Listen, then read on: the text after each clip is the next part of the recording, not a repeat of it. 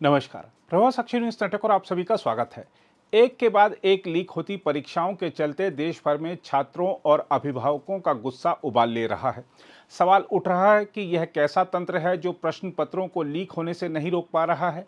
सवाल उठ रहा है कि प्रश्न पत्र लीक होने पर परीक्षा रद्द कर देने और सीबीआई जांच बिठा देने से ही क्या छात्रों के समय और पैसे की बर्बादी रुक जाएगी। सवाल उठ रहा है कि क्या देश में परिश्रम, योग्यता और प्रतिभा के आधार पर कभी समान अवसर सुनिश्चित हो पाएंगे। हम 2047 तक भारत को विकसित राष्ट्र बनाने की बात कर रहे हैं और प्रश्न पत्र लीक करने वाले माफियाओं पर नकेल नहीं कस पा रहे हैं। मंत्रियों की जबान से देखते हैं सख्त कार्रवाई करेंगे, किसी को बख्शा नहीं जाएगा जैसे बयान सुन सुनकर लोग अब ऊब चुके हैं। बड़े बड़े एसी कमरों में बैठने वाले मंत्रियों और अधिकारियों को शायद पता नहीं है कि बच्चों को परीक्षा की तैयारी कराने के लिए महंगे महंगे कोचिंग सेंटरों में भेजकर मोटी फीस और ट्यूशन फीस पर लगने वाला भारी भरकम जीएसटी देते देते अभिभावकों की कमर टूट जाती है। परीक्षा की तैयारी करते करते छात्रों की हालत खराब हो जाती है। बार बार परीक्षा रद्द होने से छात्रों का समय और भविष्य को लेकर बनाई गई योजनाएं बाधित हो जाती हैं। इस सबसे छात्र अवसाद में आ जाते हैं, लेकिन सरकार सिर्फ सख्त कार्रवाई का आश्वासन देकर चुप्पी साध लेती है। इसके अलावा पैसे वाले छात्र तो फिर भी अपने हक की लड़ाई के लिए अदालतों तक चले जाते हैं, लेकिन बेचारे गरीब छात्र सिर्फ देखते रह जाते हैं। प्रतियोगी परीक्षाओं के समय गरीब छात्र किसी तरह यात्रा खर्च का जुगाड़ कर परीक्षा केंद्र तक आते हैं और जब परीक्षा रद्द हो जाए तो उनके सामने कोई दूसरा रास्ता भी नहीं रहता।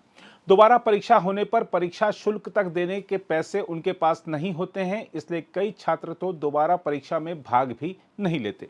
यह आश्चर्यजनक स्थिति है कि हम सर्जिकल और एयर स्ट्राइक के माध्यम से दुश्मन को उसके घर में घुसकर मारते हैं, लेकिन अपने छात्रों के भविष्य से खिलवाड़ करने वालों को सख्त सजा नहीं दिलवा पा रहे हैं। हम कहते हैं कि ये नया भारत है, कोई छेड़ेगा तो छोड़ेंगे नहीं, लेकिन प्रश्न पत्रों के साथ छेड़छाड़ होती जा रही है और हम कुछ कर नहीं पा रहे हैं। हम आपको बता दें कि मोदी सरकार के आने से पहले तमाम प्रतियोगी परीक्षाओं को आयोजित कराने के लिए विभिन्न संस्थान थे, लेकिन उन सबको एक प्लेटफॉर्म पर लाते हुए राष्ट्रीय परीक्षा एजेंसी की स्थापना कर दी गई। परंतु यह एजेंसी अपने आरंभ काल से ही विवादों में रही है।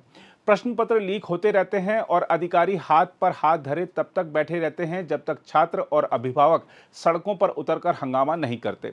सरकार भी पूरे मामले पर तब तक चुप्पी बरतती है जब तक विपक्ष पेपर लीक को बड़ा मुद्दा नहीं बना दे। प्रधानमंत्री नरेंद्र मोदी हर साल छात्रों के साथ परीक्षा पे चर्चा तो करते हैं, लेकिन सवाल उठता है कि वह पेपर लीक मुद्दे पर अपने मंत्रियों या अधिकारियों से चर्चा क्यों नहीं करते।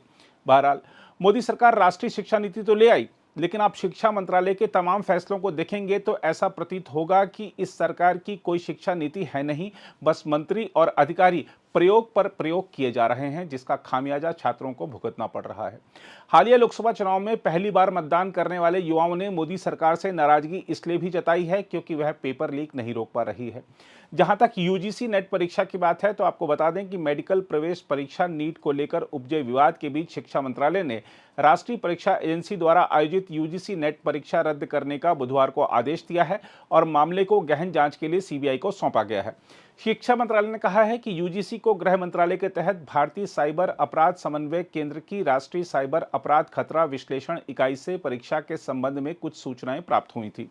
इन सूचनाओं से प्रथम दृष्टया संकेत मिला है कि उक्त परीक्षा की शुचिता से समझौता किया गया। मंत्रालय ने कहा, परीक्षा प्रक्रिया में उच्चतम स्तर की पारदर्शिता और शुचिता सुनिश्चित करने के लिए यह निर्णय लिया गया है कि यूजीसी नेट जून 2024 की परीक्षा रद्द कर दी जाए। देखना होगा कि आगामी परीक्षाओं के प्रश्न पत्र लीक होने से मोदी सरकार रोक पाती है या फिर से परीक्षाएं रद्द होने और जांच बैठा देने का सिलसिला आगे भी चलता रहेगा।